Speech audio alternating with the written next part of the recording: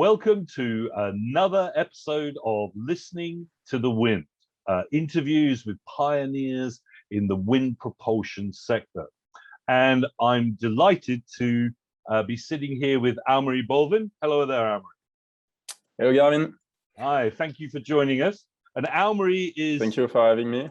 Oh, you're welcome. You're welcome.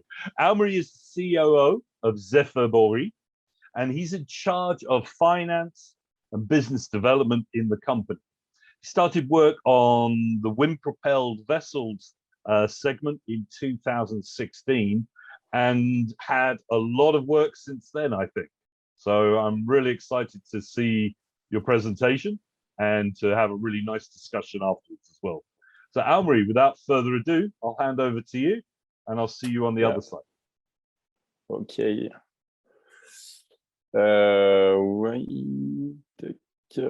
So can you see well my screen? Perfect. Yeah. Okay. Hello, everyone. So thank you for the introduction. So Zephyr Boree, we are a small shipping company based in Lorient in Brittany that is focusing only on the development of wind-propelled vessel project. We started 5 years ago with this idea, even 6 years now, with this idea of reusing wind-propelled ship to offer transport services in a more ecological way, because we were convinced that using sails with the recent technologies of sails were allowing us today to use wind in a much more industrial way as we were doing 100 years ago. And at this time where we have to give up the fossil fuel, it was a good pathway to go through.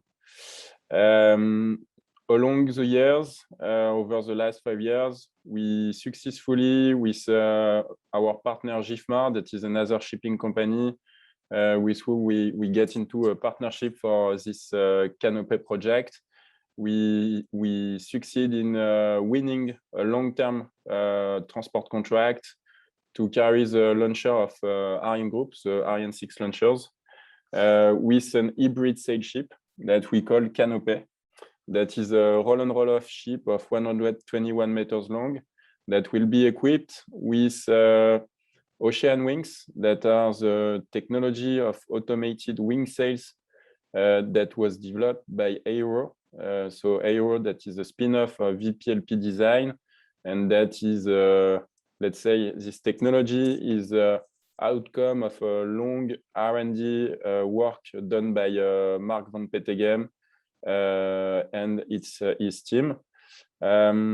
We are working with Neptune, that is the shipyard of the ship, that is a Dutch shipyard, and with GIS Engineering, that is a startup based in Nantes, that is working on a lot of things, but that is developing among those things a routing system, a routing software that allows us to anticipate the performances of the ship, and that will allow us, when we will be in operation, to maximize the energy, the sail performances. So I will talk a bit later about the building of the ship, but to start, so I created the company with three partners. So Niels Joyeux, that is our CEO, Merchant Navy officers, Victor de Pours as well, Merchant Navy officers, that is our CTO, and Bernard Peignon, that is a former captain, and that was a line manager for famous shipping companies. I mean, top-ranked shipping companies, let's say like this, and that is now a member of our advisory board. Basically, we started 6 years in 2016 with this assessment. We were looking, it was a time where we had some data about the we knew that shipping should do is energy transition. It was a time where it was between the Paris Agreement and the One Planet Summit. And in the shipping, we were talking about how to decrease CO2 emission. But we were also saying that as like shipping growth is linked to world population and to global trades, as 90% of the volume of global trades is going through sea. It is planned that the consumption of transport will double by 2050. And we see with the crisis, I mean, the offer crisis right now, that there is a lack of capacity. So there is a demand that is important and that will be becoming more important. So it's a very big challenge for the industry to decrease by 2 its CO2 emission, while it is a business that is growing and that is 100% dependent on fossil fuel. So at that time, we were thinking about reusing, like upgrading the sails to a new generation of ship, because today we need to develop a new generation of ships that is able to go through to the CO2 as a carbon-free emission.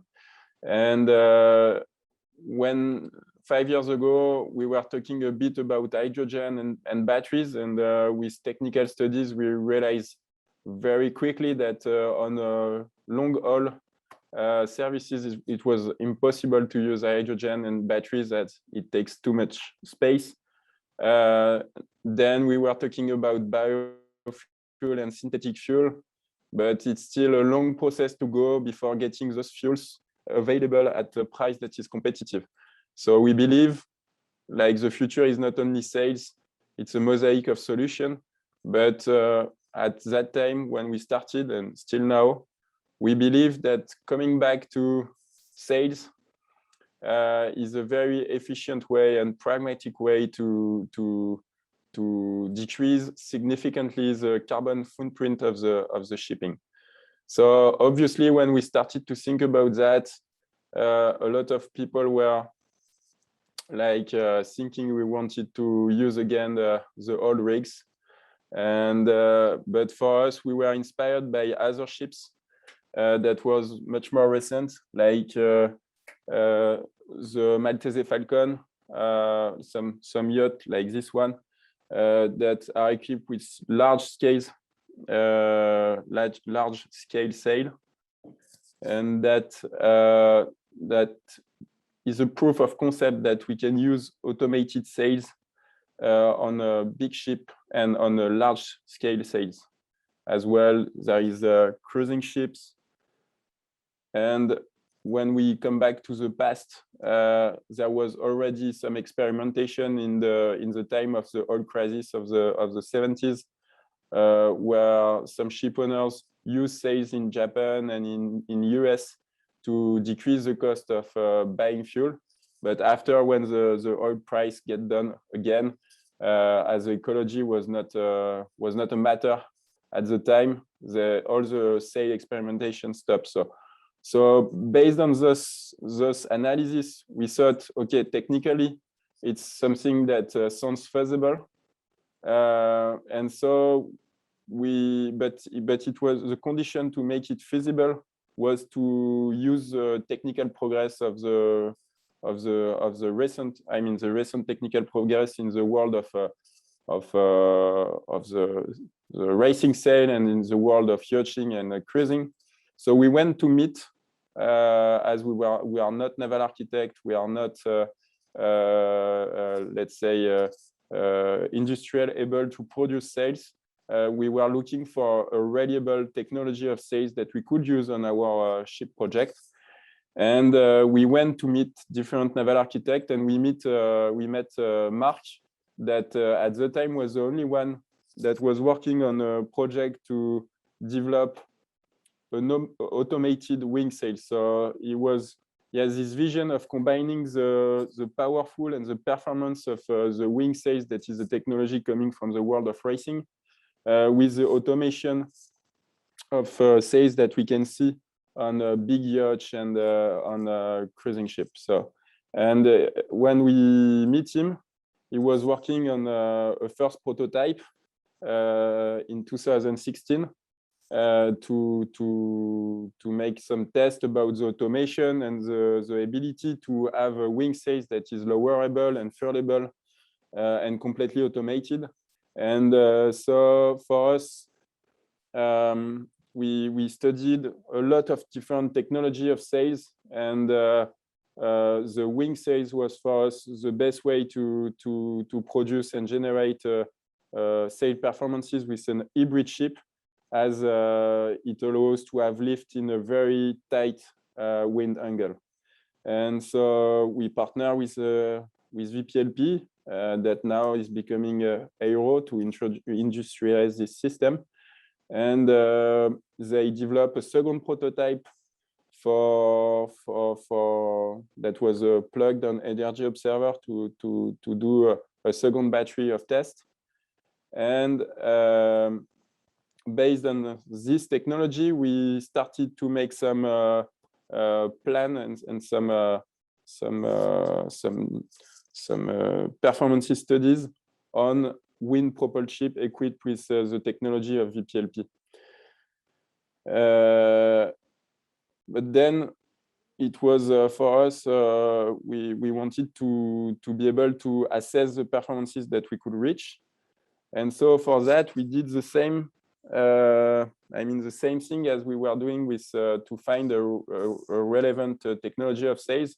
We went to meet people in the ocean race that were doing routing, because we were thinking that if we can route sail ship, racing sail ship, we can route hybrid sail merchant ship. And so we then met DICE Engineering, and with their software, we were able, with the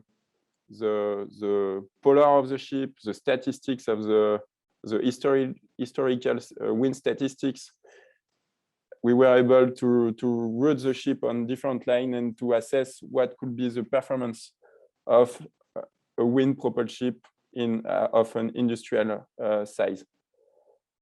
And so we came to the conclusion that even if today the system are like buying and industrialize large-scale automated wing sails is quite expensive, if we were able to accept a return on investment on long term, we were able to compensate the additional cost of investment with bunkering savings. And we were able on across Atlantic and on other intra-European trades to get at a conventional speed to get between 15 to 30% of fuel savings that are enough savings to compensate and to offset the cost of investment, at the condition to have long-term amortization of the investment in the sail.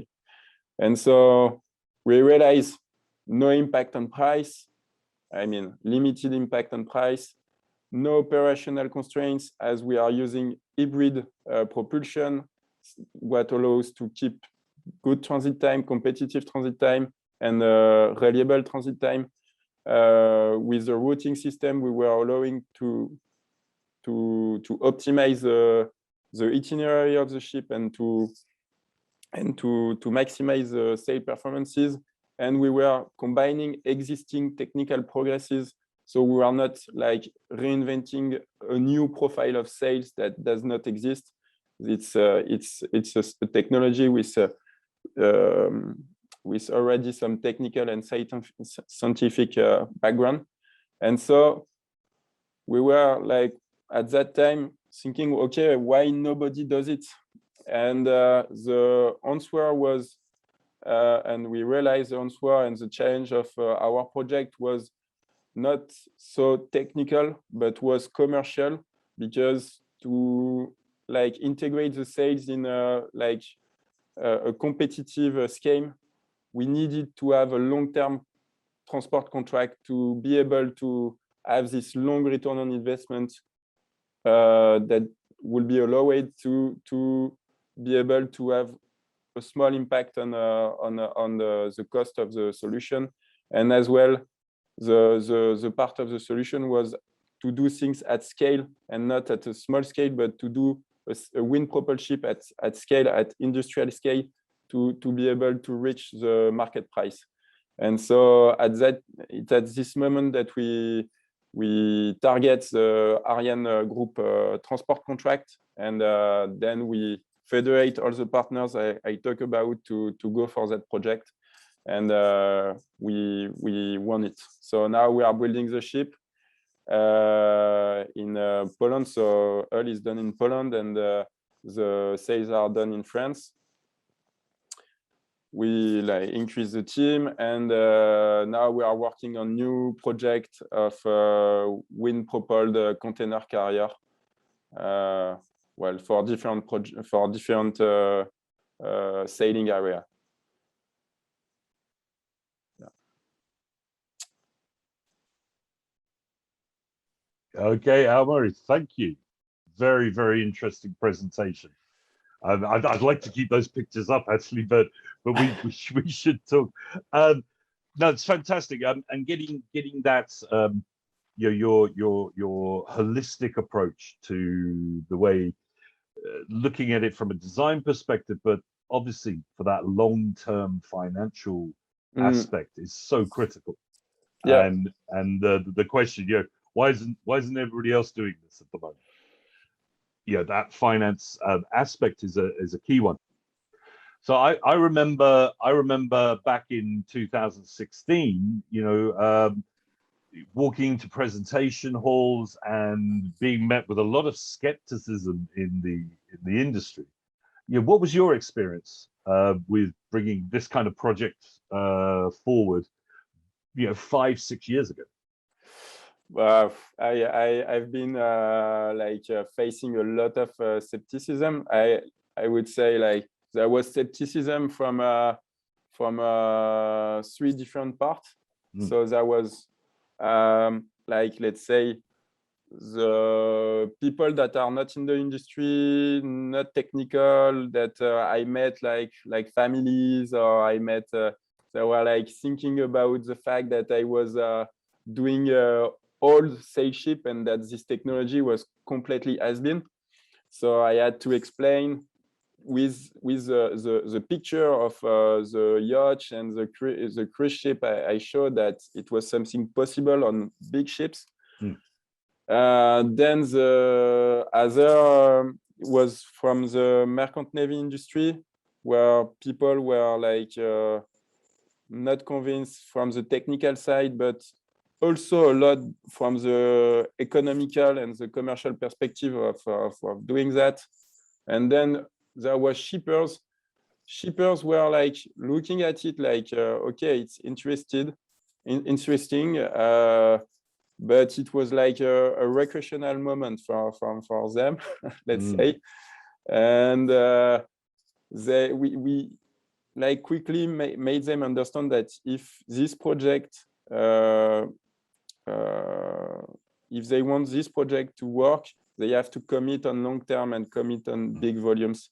And this was something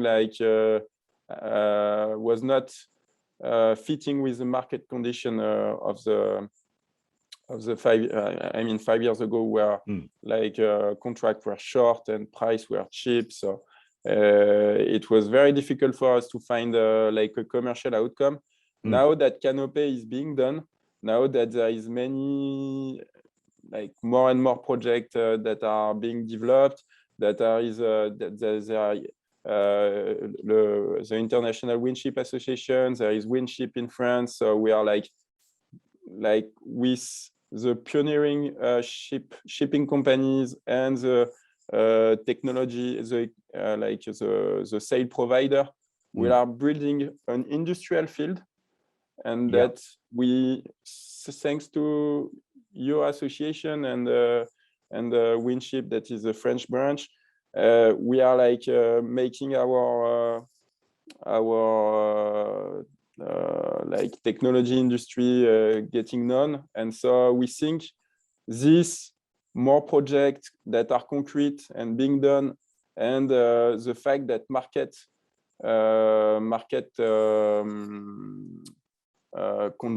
conjuncture, I don't know how to say, market conditions are like becoming a bit crazy at this time. So prices are getting up, contracts are getting longer.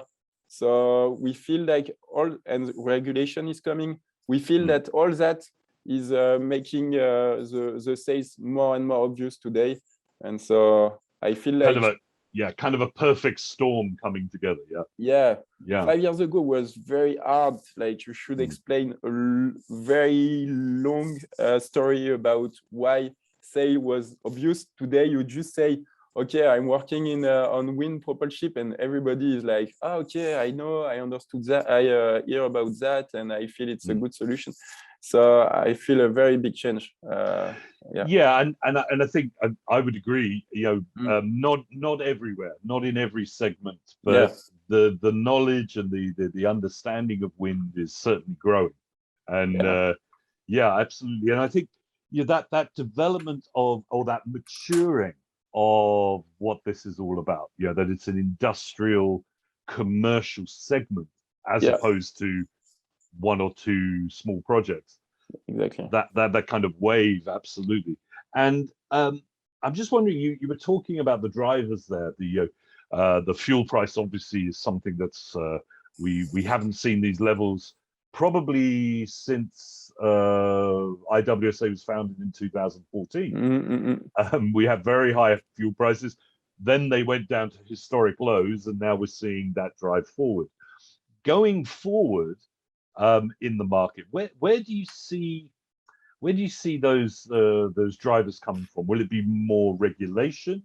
Will it be more from that commercial side of the pricing, or will it be more from perhaps cargo owners, with pressure from their ESG and wanting to decarbonize? Where do you see the main drivers coming from? They are all main drivers. That's the easy answer.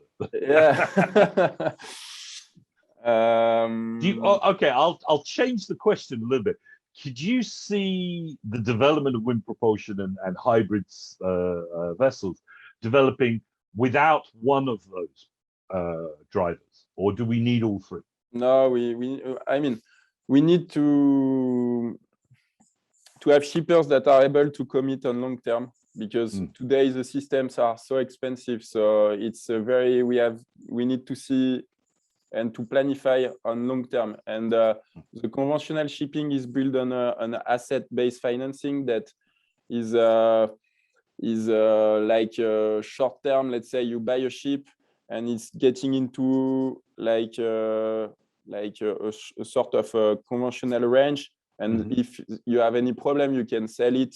There is some liquidity, and there is a market of conventional ships. There is no market of wind propulsion. It does not exist today.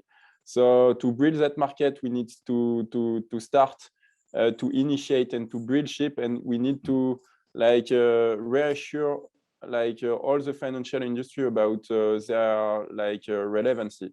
And to do that, we need a market price that is up, because due to all pricing, all prices that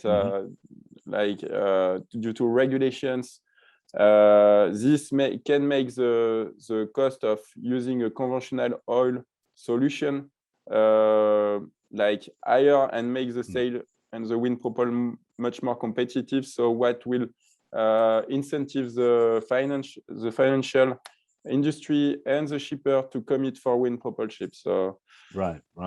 And we of course we have the inclusion of shipping into the EU ETS on the horizon. CII is coming in, and EEXI. Do you see those regulatory drivers as being substantial enough, or do we need to be seeing an even higher or more directed or more focused regulation? I would prefer to have a carbon tax than an ETS, but I think the ETS will increase for sure the price. Like now it's at like something like 100 euros. Roughly, yeah. If it raise like to 200, what is possible, it will have an impact on price and makes wind propulsion and other ecological solution much more competitive. So then it will create I don't know how to, but a cascade of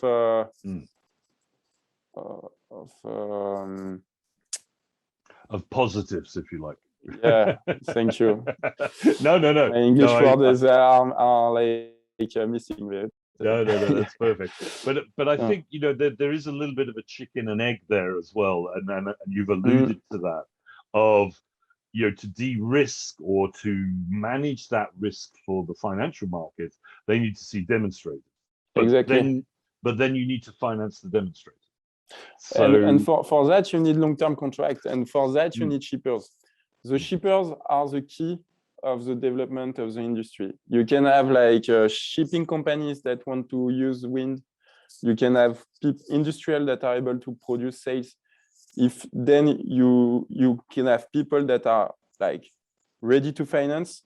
If you don't have the market that is committed for long term, and that all this ecosystem cannot oversee on long term on saying, okay, I will place this ship on this line, and on this line I know I will have good wind statistics, and sales will be profitable, and it will last enough to compensate the investment. It cannot work. So shippers are really the key changer for me. And the example of Ariane Group is something key. They gave a long-term contract, and it's what allows this first project. And I'm really happy today. We were talking about skepticism to see major shippers like Michelin, IKEA, Nestlé, that are getting interest to the sale. It's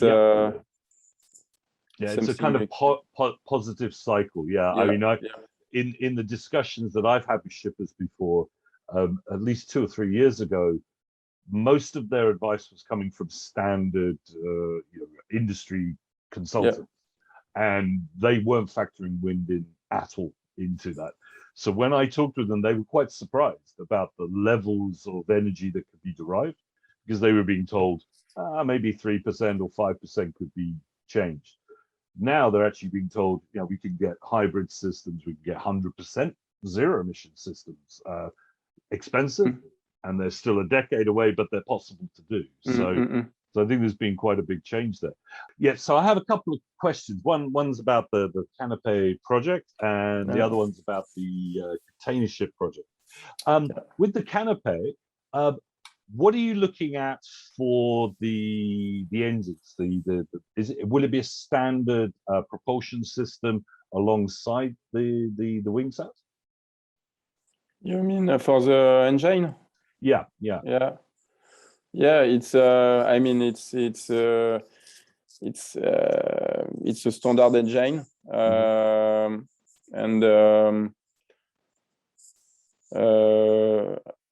I don't know. Your question is to ask if I have we have an electrical diesel engine. Yeah, or... is it a maybe a hybrid system, or is it an LNG or?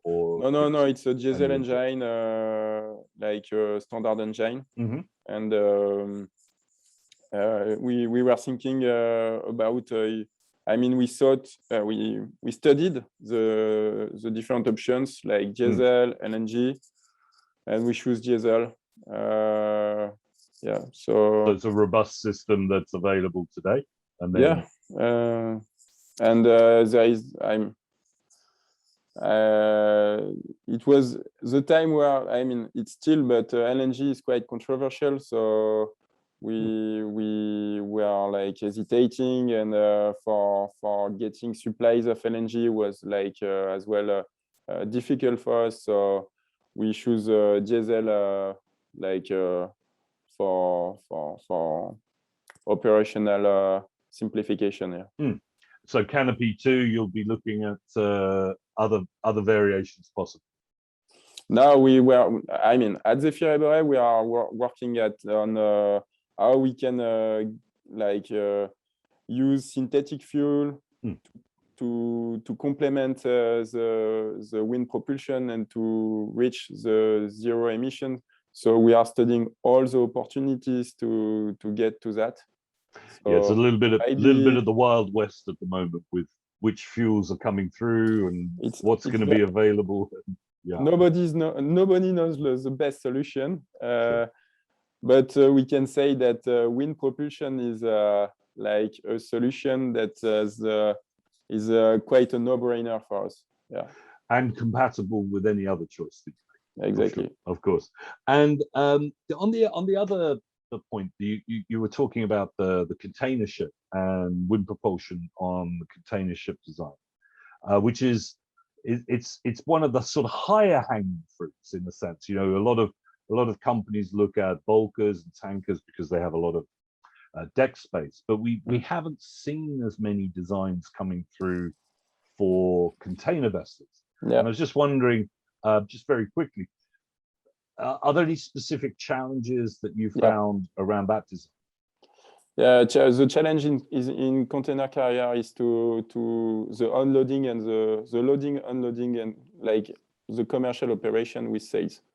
So we are developing different systems that we are studying and comparing to be able to not have any interference between the stevedoring equipment and handling equipment and the sales, because we need to avoid any slowdown of the productivity of the stevedoring, otherwise it will have an impact on price.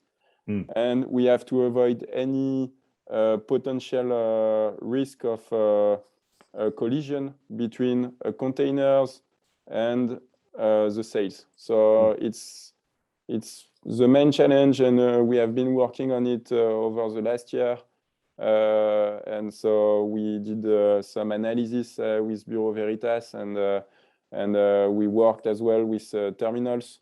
So to be able to understand how we can address this challenge. And again, coming back to that sort of holistic view, you know, we're not talking about standalone vessels. We're talking about vessels that need to integrate into today's infrastructure, exactly, and potentially into tomorrow's infrastructure as well as it comes through. It should be we should be able to have a solution that is being able to be positioned in every terminals. So like if tomorrow we have to use the ship in another line, we need to be able to do it. So we are not designing the ship according to the standards of one terminals. We are designing the ship to be able to go in every terminals. So we are understanding how we can have this change of interference solved for all type of terminals. Yeah. Now makes perfect sense. And I just my final point there, just from my understanding, the canopy construction finishes this year, and I'm assuming then there's some sea trials. Would it be in operation next year? Is that the idea? Which gets into operation by 2023. Yep. Okay. So January 1st, 2023. Yeah. The champagne. Maybe not the first, but yeah. Okay. Okay. And we all know, you know, that there can always be delays in yards and whatever, but 2023, that's fantastic. But now it's being drilled, and there's no delay on the hull, and perfect. So it's getting as planned, but yeah, it's not finished yet. Absolutely, absolutely.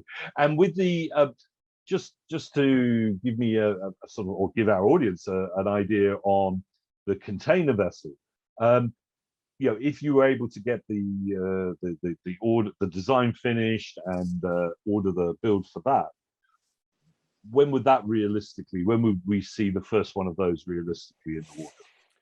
We are planning to, I mean, we are working, and we have commercial outcomes that are like we're in discussions for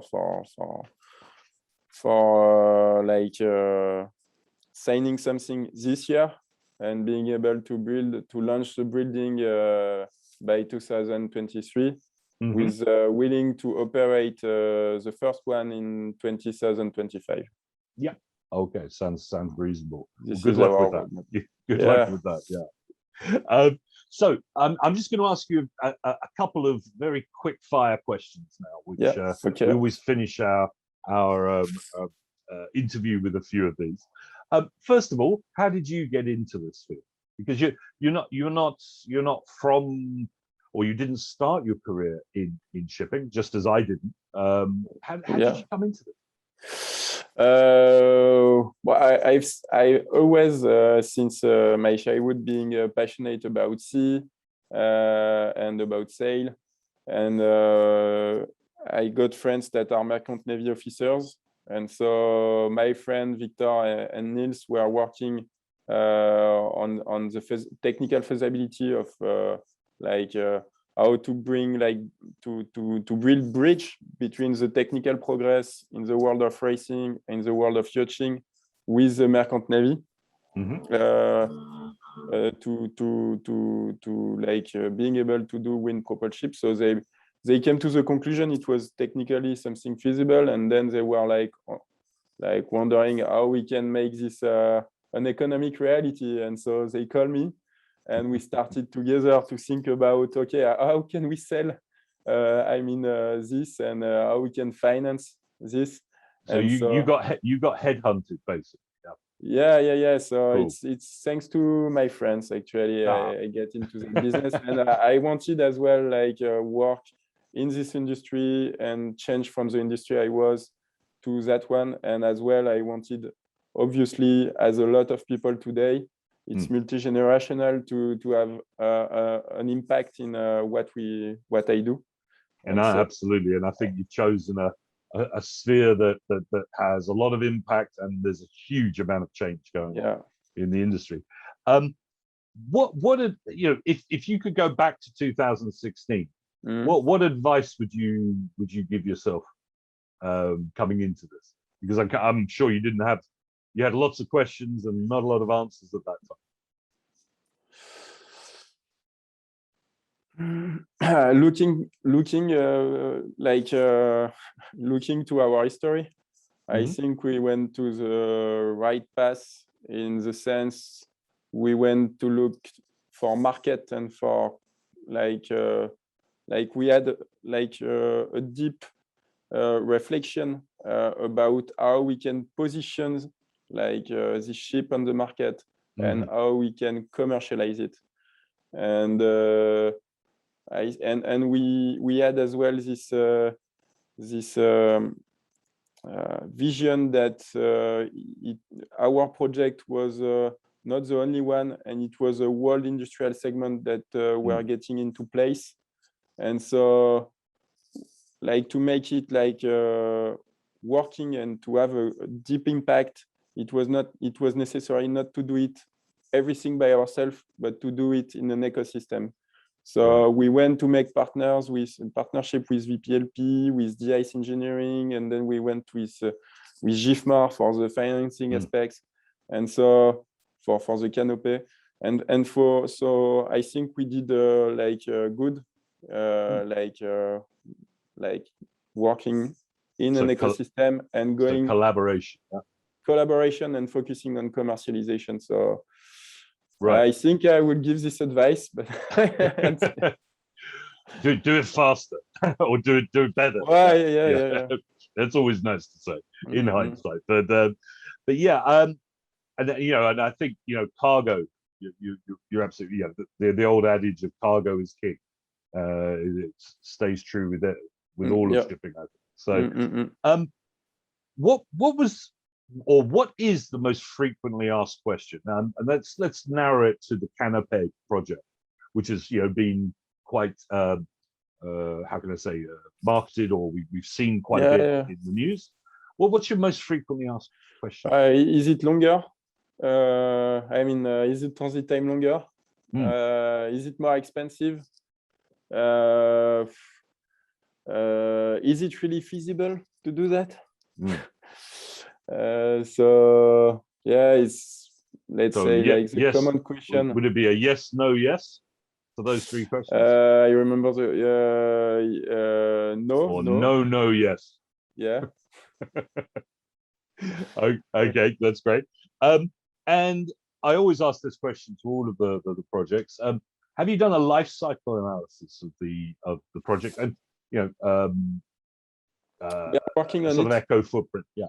Yeah, we are working. So far, we focused on the the emission of I mean the carbon intensity of the transport, but excluding the carbon footprint of the ship building, and of the sails building. So now we are like working on like the carbon footprint of this part.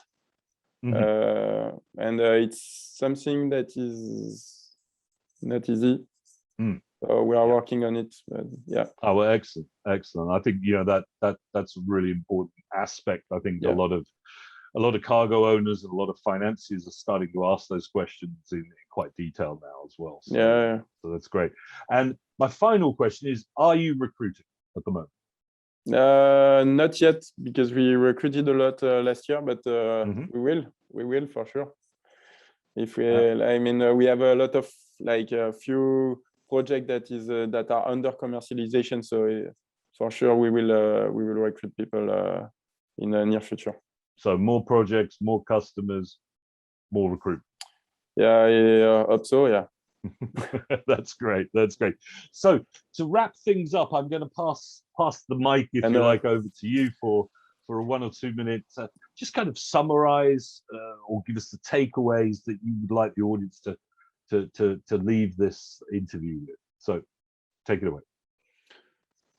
So we are at the beginning of industrial segment. So if you are shippers, wind propulsion is a part of the solution to decrease your carbon footprint, and for making this industrial segment to getting developed, we need your commitment. So it's something for us, Zephyr Boree, come to talk to us, but come as well to talk to your current provider to talk about why will not use again sails on the ship today. Fantastic. Thank you, Amaury. So I've been speaking with Amaury Bolvin from Zephyr Boree. Thank you very much, Amaury, for taking your time and sharing some really exciting projects there. You're welcome. Thank you for having me. No, it's been my pleasure, and I'm sure that I speak for Amaury and myself that if you have any questions or you have any follow-up points or issues that you'd like to raise, please do drop a line to Amaury or to myself if it's on the wider wind propulsion aspects at the International Windship Association. We're more than happy to answer those. And so I'd like to round up with saying thank you for listening to The Wind. Thank you to Amaury again and bringing us the story from Zephyr Boree. And I'm looking forward to coming back in about a year's time and interviewing the team again on board the vessel, which would be fantastic. That would be wonderful. For sure. So thank you very much, and fair winds to all.